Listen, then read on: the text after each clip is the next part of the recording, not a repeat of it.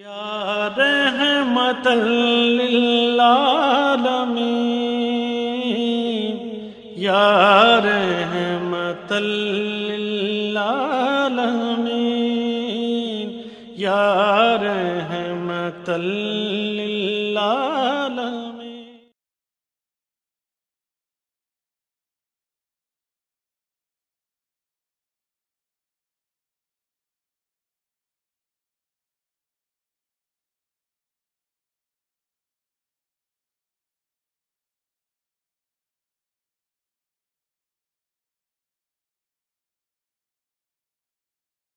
اللهم صل على محمد وعلى آل محمد كما صليت على إبراهيم وعلى آل إبراهيم إنك حميد مجيد. اللهم بارك على محمد وعلى آل محمد كما باركت على إبراهيم وعلى آل إبراهيم إنك حميد مجيد. نحمده ونصلي على رسوله الكريم اما بعد اعوذ بالله من الشیطان الرجیم بسم اللہ الرحمن الرحیم رب اشرح لي صدری ويسر لي امری واحلل عقدۃ من لسانی یفقہوا قولی. السلام علیکم ورحمۃ اللہ وبرکاتہ. میرے گراں قدر معزز سامعین، اللؤلؤ مکنون سیرت انسائکلوپیڈیا حضرت محمد صلی اللہ علیہ وآلہ وسلم، جسے 11 جلدوں میں عالمی اشاعتی ادارے دارالاسلام ریسرچ سینٹر نے شائع کیا ہے اور سیرت النبی صلی اللہ علیہ وآلہ وسلم سے ماخوذ عصر حاضر کے تقاضوں سے ہم آہنگ دروس و عبر اور فوائد و ثمرات لیے محترم دکتور علی محمد سلابی صاحب نے 3 جلدوں میں مرتب کیا ہے. اس میں کوشش کی گئی ہے کہ نبی کریم صلی اللہ علیہ وآلہ وسلم کی زندگی کے ہر پہلو کا احاطہ کیا جائے. بے شک یہ ممکن نہیں ہے. صدیاں بیت گئیں، قلم ٹوٹ گئے، تیری صفات کا ایک باب بھی مکمل نہ ہو سکا. اس تمام تر کم مائیگی کے باوجود، کم علمی کے باوجود ناچیز کی یہ کوشش ہے کہ نبی کریم صلی اللہ علیہ وآلہ وسلم کی سیرت انسائکلوپیڈیا سے زیادہ ان کی زندگی کے واقعات کو آپ کے سامنے لایا جائے، تاکہ ہم سیرت نبی صلی اللہ علیہ وآلہ وسلم سے اپنے اخلاق کا سبق حاصل کر سکیں. معزز سامعین، انسان اس دنیا کی مخلوق نہیں ہے، یہ اس زمین کی مخلوق ہی نہیں ہے، یہ تو جنت کی مخلوق ہے، جس نے شیطان کے کہنے پر رب کائنات ذوالجلال والاکرام سے بے وفائی کی تھی، اور اللہ تعالیٰ نے بے پناہ محبت اور شفقت کا اظہار کرتے ہوئے انسان کو، ابن آدم کو ایک موقع دیا زندگی کی صورت میں کہ اپنی وفا کو ثابت کر کے آؤ، تم سب نے لوٹ کر میری طرف ہی آنا ہے. یہ اللہ تعالیٰ کی بے پناہ شفقت ہے، محبت ہے. وہ ارحم الراحمین ہے کہ اس نے پھر اس انسان کی رہنمائی کے لیے ہر زمانے میں مختلف صحائف، آسمانی کتابیں، نبی، رسول، ولی اور ایسے برگزیدہ بندے پیدا کیے جنہوں نے لوگوں کو، عوام الناس کو سیدھا راستہ دکھایا. ہمارا مقصد بھی یہی ہے کہ میں اور آپ سب لوگ اپنے رب کو راضی کر سکیں، وہ راستہ چن سکیں جن لوگوں کے لیے اللہ تعالیٰ نے شیطان سے کہا تھا کہ تو جتنا مرضی بہکا لے، اپنی افواج کے ساتھ چڑھ کے آ جا، لیکن تو میرے بندوں پر تیرا کوئی زور نہیں ہوگا. معزز سامعین، ہم ان بندوں میں شامل ہونا چاہتے ہیں جس پر خدا فخر کرتا ہے کہ میرے بندوں پر تیرا کوئی زور نہیں.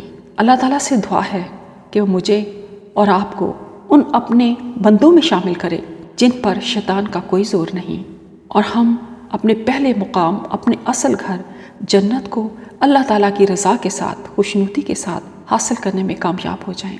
آمین یا رب العالمین. اس سے پہلے اللؤلؤ مکنون، اس سے پہلے مختلف صحائف، آسمانی کتابوں سے میں نے بائبل اور توریت سے مختلف پیش گوئیاں آپ کے سامنے رکھی ہیں، جس میں نبی کریم صلی اللہ علیہ وآلہ وسلم کی آمد کی خبر ہے. اس وقت میں زبور کی پیش گوئیاں آپ کے سامنے رکھ رہی ہوں.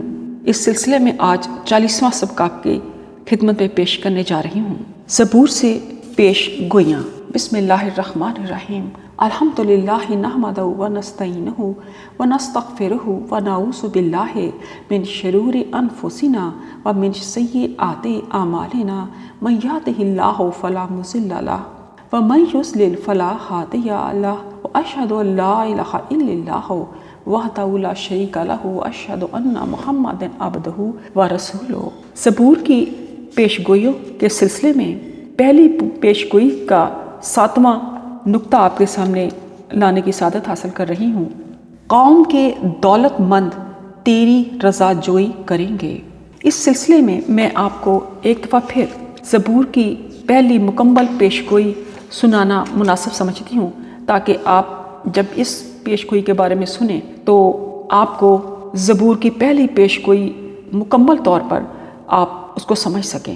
زبور کی پہلی پیشگوئی جو میں نے سبق میں آپ کی خدمت اقدس میں رکھی ہے، اس کو میں دوبارہ پڑھ رہی ہوں، اور اس کے بعد اس کے پوائنٹس کو 6 تک میں نے واضح کیا ہے، اور اب 7واں پوائنٹ آپ کے سامنے لانے کی سعادت حاصل کروں گی، اور زبور کی پہلی مکمل پیشگوئی آپ کے سامنے ایک دفعہ دوبارہ پیش کرنے کی سعادت حاصل کرتی ہوں۔ زبور کی پہلی پیشگوئی۔ تو بنی آدم میں سب سے حسین ہے، تیرے ہونٹوں میں لطافت بھری ہے، اس لیے خدا نے تجھے ہمیشہ کے لیے مبارک کیا ہے۔ اے زبردست، تو اپنی تلوار کو جو تیری حشمت و شوکت ہے اپنی کمر سے حمائل کر، اور سچائی اور حلم و صداقت کی خاطر اپنی شان و شوکت میں اقبال مندی سے سوار ہو۔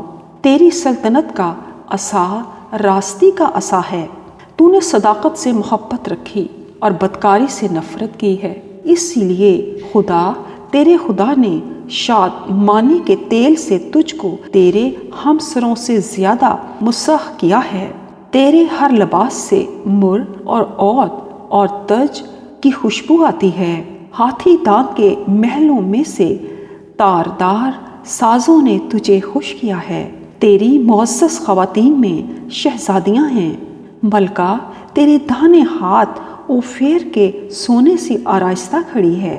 اے بیٹی سن، غور کر اور کان لگا، اپنی قوم اور اپنے باپ کے گھر کو بھول جا، اور بادشاہ تیرے حسن کا مشتاق ہوگا، کیونکہ وہ تیرا خداوند ہے، اور سور کی بیٹی ہدیہ لے کر حاضر ہوگی۔ قوم کے دولت مند تیری رضا جوئی کریں گے۔ یہ زبور کی پہلی پیشگوئی ہے، جس کی 6 پوائنٹس کو میں نے آپ کے سامنے کھول کے بیان کیا ہے، اور اب 7ویں پوائنٹ آپ کے سامنے پیش کرنے کی سعادت حاصل کروں گی۔ پہلی پیشگوئی کا 7واں پوائنٹ، قوم کے دولت مند تیری رضا جوئی کریں گے۔ حضرت عیسیٰ علیہ السلام کی جماعت میں تو کوئی دولت مند شامل ہی نہیں ہو سکتا تھا، جیسا کہ انجیل میں آیا ہے۔ یسوع نے اس کو دیکھ کر کہا کہ دولت مندوں کا خدا کی بادشاہی میں داخل ہونا کیسا مشکل ہے، کیونکہ اونٹ کا سوئی کے ناکے میں سے نکل جانا اس سے آسان ہے کہ دولت مند خدا کی بادشاہی میں داخل ہو۔ اس کے برعکس نبی اکرم صلی اللہ علیہ وآلہ وسلم پر ایمان لانے والوں میں قریش کی انتہائی مالدار خاتون سیدہ خدیجہ بنت خویلد کے علاوہ ابو بکر صدیق، عثمان غنی اور عبد الرحمن بن عوف رضی اللہ عنہ جیسے مالدار لوگ بھی تھے، جو اللہ اور اس کے رسول صلی اللہ علیہ وآلہ وسلم کی رضا جوئی کے لیے ہر آن ہر گھڑی کوشاں رہتے تھے۔ اب ہم زبور کی دوسری پیشگوئی کی طرف آتے ہیں۔ زبور داؤد میں شامل سلیمان علیہ السلام کے گیت میں لکھا ہے، اس کی سلطنت سمندر سے سمندر تک اور دریائے فرات سے زمین کی انتہا تک ہوگی۔ بیابان کے رہنے والے اس کے آگے جھکیں گے اور اس کے دشمن خاک چاٹیں گے۔ ترسیس کے اور جزیروں کے بادشاہ نظریں گزاریں گے، سبا اور سیبا کے بادشاہ ہدیہ لائیں گے، بلکہ سب بادشاہ اس کے سامنے سرنگوں ہوں گے۔ کل قومیں اس کی مطیع ہوں گی، کیونکہ وہ محتاج کو جب وہ فریاد کرے اور غریب کو جس کا کوئی مددگار نہیں چھوڑائے گا، وہ غریب اور محتاج پر ترس کھائے گا اور محتاجوں کی جان کو بچائے گا۔ وہ فدیہ دے کر ان کی جان کو ظلم اور جبر سے چھڑائے گا، اور ان کا خون اس کی نظر میں بیش قیمت ہوگا۔ وہ جیتے رہیں گے اور سبا کا سونا اس کو دیا جائے گا۔ لوگ برابر اس کے حق میں دعا کریں گے، اس کا نام ہمیشہ قائم رہے گا، جب تک سورج ہے اس کا نام رہے گا، اور لوگ اس کے وسیلہ سے برکت پائیں گے۔ اس عبارت میں دریائے فرات اور ترسیس کا تذکرہ آیا ہے۔ ان دونوں مقامات کے بارے میں مختصر سی وضاحت ضروری ہے۔ عربی اور انگریزی بائبل میں دریائے فرات کا تعین نہیں ہے، بلکہ صرف النہر یعنی دریا، دا ریور کے الفاظ آئے ہیں۔ اگرچہ NIV اسٹڈی بائبل میں حاشیے میں لکھا ہے کہ دریا سے مراد دریائے فرات ہے، مگر اردو بائبل کتاب مقدس پاکستان بائبل سوسائٹی لاہور کے متن ہی میں دریائے فرات کے الفاظ درج کر دیے گئے ہیں۔ یہ بائبل میں تحریف کی ایک واضح مثال ہے، جہاں دریا النہر سے مراد وسطی ایشیا کا النہر دریائے جیون یا آموتر یا ہو سکتا ہے، جیسا کہ ماؤرا نہر کی اصطلاح سے عیاں ہے۔ اسی طرح ترسیس یا ترشیش بحیرہ روم یا بحیرہ اوقیانوس میں ایک بندرگاہ ہے، جہاں یونس علیہ السلام خدا کے حکم کے خلاف بھاگ گئے تھے۔ NIV study Bible page number 866 میں ترشیش کو بحیرہ روم کی ایک دور دراز بندرگاہ شاید مغرب میں دور ساحل اسپین پر واقع بتایا گیا ہے۔ یاقوت ہموی نے ترشیش کو افریقہ میں تونس کا ایک شہر لکھا ہے۔ نمبر 1، اس کی سلطنت سمندر سے سمندر تک اور دریائے فرات سے زمین کی انتہا تک ہوگی۔ زبور کی دوسری پیشگوئی میں یہ پہلا نکتہ ہے۔ نبی صلی اللہ علیہ وآلہ وسلم کی وفات کے وقت اسلامی ریاست ایک طرف خلیج فارس اور خلیج عمان، دوسری طرف بحیرہ قلزم احمر اور تیسری طرف بحیرہ عرب اور خلیج عدن اور چوتھی طرف دریائے فرات کے نواح تک پھیل چکی تھی، اور عہد فاروقی میں اس کی حدود بحیرہ روم تک وسیع ہو گئی۔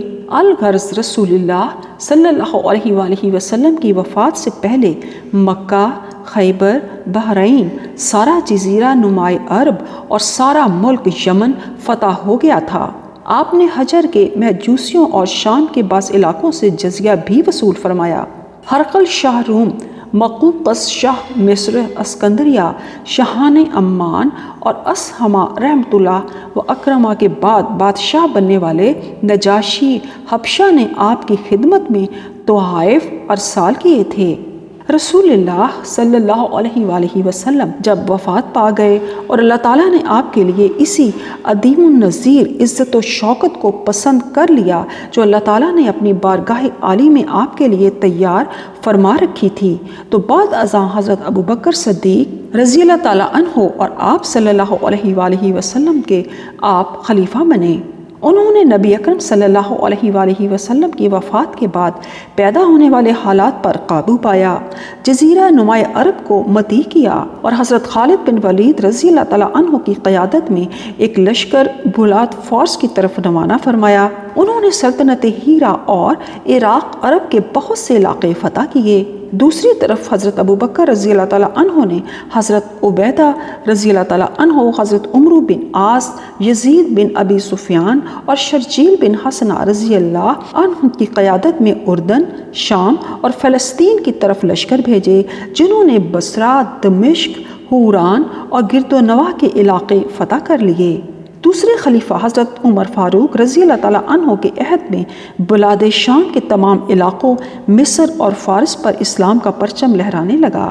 آپ نے کسریٰ اور قیصر کی شان و شوکت خاک میں ملا دی، اور قیصر ہرقل شام کو خیر بات کہہ کر قسطنطنیہ کی طرف بھاگ گیا۔ اسی طرح حضرت عثمان رضی اللہ تعالیٰ عنہ کے عہد مبارک میں اسلامی سرحدیں قبرص، طرابلس، الغرب اور افریقہ تک پھیل گئیں۔ کسریٰ یزدگرد قتل ہو گیا اور ساسانی سلطنت کے تمام علاقے ترکستان اور خوارزم اسلامی خلافت میں شامل ہو گئے۔ رسول اللہ صلی اللہ علیہ وآلہ وسلم نے فرمایا کہ بلا شبہ اللہ تعالیٰ نے میرے لیے زمین کو سمیٹ دیا ہے۔ میں نے زمین کے مشارق و مغارب کو دیکھا، اور زمین کو جہاں تک سمیٹ کر مجھے دکھایا گیا وہاں تک یقیناً میری امت کی حکومت پہنچے گی۔ اس سے معلوم ہوتا ہے کہ زبور کی اس پیشگوئی کہ اس کی سلطنت سمندر سے سمندر تک اور دریائے فرات سے زمین کی انتہا تک ہوگی کے مطابق صرف خاتم الانبیاء حضرت محمد مصطفیٰ صلی اللہ علیہ وآلہ وسلم ہی کی ذات گرامی ہے۔ نمبر 2، بیابان کے رہنے والے اس کے آگے جھکیں گے۔ تاریخ گواہ ہے کہ صرف 10 برس کی مدت میں صحرائے عرب کے تمام قبائل نبی صلی اللہ علیہ وآلہ وسلم کے مطیع ہو گئے اور آپ کے دشمن خاک چاٹنے لگے، لہٰذا یہ پیشگوئی بھی پیغمبر اسلام صلی اللہ علیہ وآلہ وسلم پر پوری طرح صادق آتی ہے۔ ترسیس، سبا اور سیبا کے بادشاہ ہدیے لائیں گے۔ تیسرے نمبر پہ جو بات بیان فرمائی گئی ہے وہ یہ ہے کہ سبا یمن کا خراج نبی صلی اللہ علیہ وآلہ وسلم کی خدمت میں مدینہ لایا گیا۔ جزیرہ بحرین مملکت البحرین میں شامل تھا، جس کے حکمران مندر بن ساوا نے فتح مکہ سے پہلے اسلام قبول کر لیا تھا۔ سیبا سوڈان جو دریائے نیل اور دریائے اتبارا کے درمیان واقع تھا، عبرانی میں اسے کوش کہتے تھے، جہاں مصر سے نیچے واقع سوڈان کا علاقہ مقصود تھا۔ یہ عہد عثمانی میں فتح ہوا اور ترسیس تیونس عہد معاویہ رضی اللہ تعالیٰ عنہ میں فتح ہو کر اسلامی سلطنت کا حصہ بن گیا۔ اس بشارت میں اسلامی ریاست کی حدود کے ترسیس تونس یا اسپین سے لے کر سیبا سودان، سبا یمن اور ماور النہر ترکستان تک وسیع ہونے کا واضح اشارہ ہے، جو عیسیٰ علیہ السلام پر کسی طور صادق نہیں آتا۔ نمبر 4، سب بادشاہ اس کے سامنے سرنگوں ہوں گے، کل قومیں اس کی مطیع ہوں گی۔ بلا شبہ یہ پیشگوئی حضرت محمد صلی اللہ علیہ وآلہ وسلم کے بارے میں ہے۔ آپ صلی اللہ علیہ وآلہ وسلم کے وقت کی 2 بڑی سلطنتیں روم اور ایران آپ کے پیروکاروں کے سامنے سرنگوں ہو گئیں۔ اہل ہیرا غسانی بیت المقدس کے مسیحی اکابر، شاہان بحرین و عمان، شاہ مصر اور دیگر چھوٹے بڑے بادشاہ اور سردار آپ صلی اللہ علیہ وآلہ وسلم کی امت کے مطیع ہو گئے تھے۔ عہد فاروقی میں صحرائے شام اور دشت لوط کویر ایران باشندے بھی اسلامی رعایا بن گئے تھے۔ عہد فاروقی میں صحرائے شام اور دشت لوط ایران کے باشندے بھی اسلامی رعایا بن گئے تھے۔ نمبر 5، وہ غریب اور محتاج پر ترس کھائے گا۔ غریبوں، محتاجوں اور ناداروں کی مدد رسول اللہ صلی اللہ علیہ وآلہ وسلم کی سیرت طیبہ کا بڑا ہی نمایاں پہلو ہے۔ جناب ابو طالب نے اپنے شعر میں اسی حقیقت کی طرف اشارہ کیا ہے۔ وَأَبْ يَزَا يُسْتَسْقِي الْغَمَامُ بِوَجْهِهِ سِمَالُ الْيَتَامَى عِصْمَةٌ لَلَا آرَامَالِ، وہ سفید رنگت والے جن کے چہرے کے وسیلے سے بارش کی دعا کی جاتی ہے، وہ یتیموں کے ماوا اور بیواؤں کی آبرو کے محافظ ہیں۔ پہلی وحی کے نازل ہونے کے بعد جب نبی کریم صلی اللہ علیہ وآلہ وسلم گھبرائے ہوئے گھر آئے تو سیدہ خدیجہ رضی اللہ تعالیٰ عنہا نے آپ کو ان الفاظ سے تسلی دی، واللہ ما یخزیک اللہ ابداً انکا لتصل الرحم وتحمل الکل وتکسب المعدوم وتقرض الضیف وتعین علی نوائب الحق۔ واللہ، اللہ تعالیٰ آپ کو کبھی رسوا نہیں کرے گا۔ آپ صلہ رحمی کرتے ہیں، درماندوں کا بوجھ اٹھاتے ہیں، تہی دستوں کا بندوبست کرتے ہیں، مہمان کی میزبانی کرتے ہیں اور حق کی راہ میں آنے والے مصائب پر اعانت کرتے ہیں۔ رسول اللہ صلی اللہ علیہ وآلہ وسلم کی دعوت پر لبیک کہنے والوں میں بڑی تعداد غریبوں اور غلاموں کی تھی۔ آپ یتیموں اور بیواؤں کا خاص خیال رکھتے تھے۔ آپ صلی اللہ علیہ وآلہ وسلم نے یتیموں کی جائیداد اور ان کے مال کے تحفظ کا انتظام کیا اور فرمایا، انا وقافل الیتیم فی الجنتی ہا کذا، میں اور یتیم کی کفالت کرنے والا جنت میں اس طرح ہوں گے۔ یہ ارشاد فرماتے ہوئے آپ صلی اللہ علیہ وآلہ وسلم نے اپنی شہادت والی اور درمیانی انگلی کو باہم ملا کر دکھایا۔ آپ نے بیواؤں کو ورثے کا حقدار قرار دیا، ان کے دوبارہ نکاح کے لیے اصول وضع کیے تاکہ وہ معاشرے میں باعزت زندگی بسر کر سکیں۔ آپ صلی اللہ علیہ وآلہ وسلم نے ارشاد فرمایا، الساعی علی الارملۃ والمسکین کالمجاہد فی سبیل اللہ آؤ کالذی یصوم النہار ویقوم اللیل، بیوہ اور مسکین کے لیے دوڑ دھوپ کرنے والا اللہ کی راہ میں جہاد کرنے والے کی طرح ہے، یا اس شخص کی طرح ہے جو دن بھر روزہ رکھتا ہے اور رات کو قیام کرتا ہے۔ نمبر 6، اس پیشگوئی میں یہ بھی بتایا گیا ہے وہ فدیہ دے کر ان کی جان کو ظلم اور جبر سے چھڑائے گا۔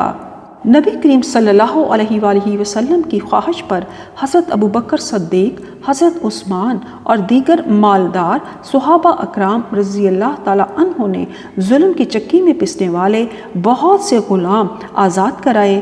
خود رسول اللہ صلی اللہ علیہ وآلہ وسلم غلاموں پر خصوصی شفقت فرماتے تھے۔ اس کا بخوبی اندازہ اس واقعے سے بھی آپ لگا سکتے ہیں۔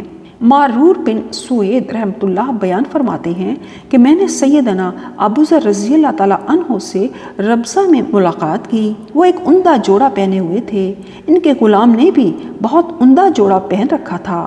میں نے ان سے غلام کو اس قدر نوازنے کا سبب پوچھا تو انہوں نے فرمایا، میں نے ایک شخص غلام کو برا بھلا کہا اور اسے اس کی ماں کے ساتھ آر دلائی۔ یہ صورتحال دیکھ کر نبی اکرم صلی اللہ علیہ وآلہ وسلم نے مجھ سے فرمایا، یا ابا ذرہ ایراتہ بأمہ انکا امرؤ فیک جاہلیہ اخوانکم خولکم جعلہم اللہ تحت ایدیکم فمن کان اخوہ تحت یدیہ فلیطعمہ مما یاکل وَلْيُلْبِسْهُ مِمَّا يَلْبَسُ وَلَا تُكَلِّفُوهُمْ مَا يَغْلِبُهُمْ فَإِنْ كَلَّفْتُمُوهُمْ فَأَعِينُوهُمْ۔ اے ابوذر، کیا تم نے اسے اس کی ماں سے آر دلائی ہے؟ بلا شبہ تم ایسے آدمی ہو کہ تم میں ابھی تک جہلیت موجود ہے۔ تمہارے غلام تمہارے بھائی ہیں، اللہ تعالیٰ نے انہیں تمہارے ماتحت بنایا ہے، بس جس کا بھائی اس کے ماتحت ہو وہ اسے وہی کھلائے جو خود کھاتا ہے اور وہی پہنائے جو خود پہنتا ہے، اور انہیں ایسے کام کی تکلیف نہ دو جو ان پر گراں گزرے۔ اگر ایسے کام کی انہیں زحمت دو تو خود بھی ان کی مدد کرو۔ رسول اللہ صلی اللہ علیہ وآلہ وسلم کی ملکیت میں جو غلام آئے، آپ صلی اللہ علیہ وآلہ وسلم نے نہ صرف انہیں آزاد کر دیا بلکہ غلام آزاد کرنے کے عمل کو سب سے بڑی نیکیوں میں شامل کیا۔